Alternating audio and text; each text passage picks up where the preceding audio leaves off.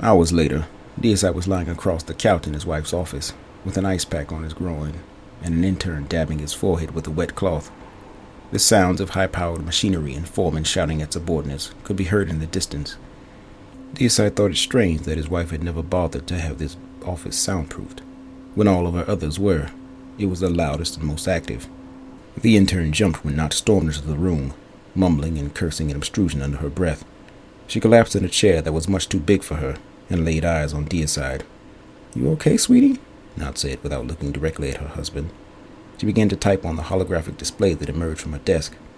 This office was where most of her work was done. It showed. There were piles of wasteful digital documents, perhaps thousands, since they were so thin. Dozens of holographic displays held information cycling with blinding speeds. On each screen, there was also a scientist reciting something to Knott through video conferencing. It hurt Deicide's head to even be in here. His amanuensis array and the abyss typically moved information to him in one direction. They were like a massive school of fish, but these talking heads were arguing with Knott and each other.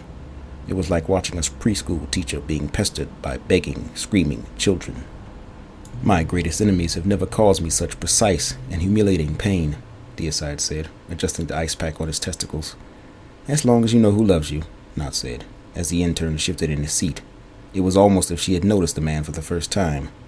"Don't you have exams to prepare for?" she said. Yes, ma'am," he said. "Well," she said, causing the man to flee from the room. "Leave the towel," Deicide said, and then sighed as the man left without doing so. "Are you that hurt?" she said. "I don't recall you complaining this much when that turbine ripped off your leg. Of course you never said much of anything." "You're awful," he said, throwing his arm over his eyes.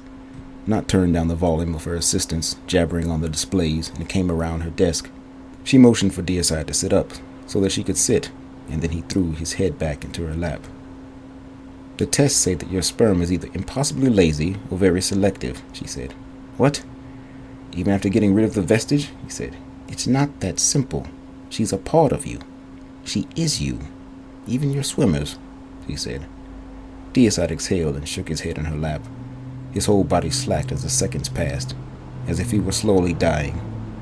Though it was not under his control, he felt as though he had failed her. It was he that was defective. He and his doting monster. There would be no pure-blooded obstructions, but somehow Knott had seemed to accept this. "They found the wall," she said, playing with one of his antennae. "Really?" he said, trying to sit up again. She pulled him back down by his shoulders.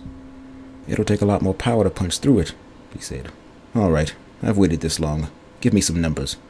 "My calculations point to plausibility, but that's not the whole picture." "Which is?" "Load shed," she said. Deicide did not look surprised. They had been racked by the same problems in the early days of the Yola pile. The days before Knott had invented an engine that could handle the gluttonous energy consumption of the Yola pile, before the abyss could maintain enough girth to fuel it.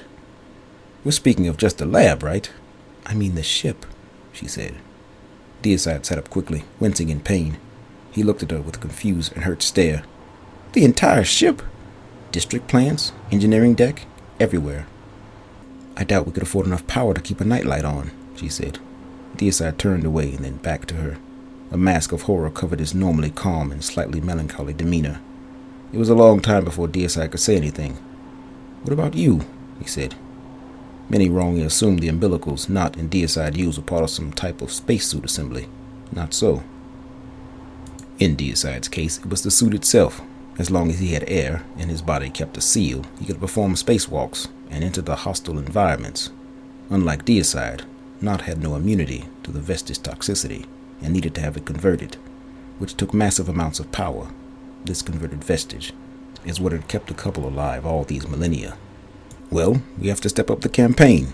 Back-to-back invasions. We'll triple the number of occupants," he said, standing up, holding the ice pack to his crotch. She patted the cushion beside her. "The mission, my love," she said. "How can we complete the objective without you?" he said, sitting beside her. "Everything is in place. The necessary systems are all automated now. Remember what I told you." "Captain, fuel," he said. "That's it."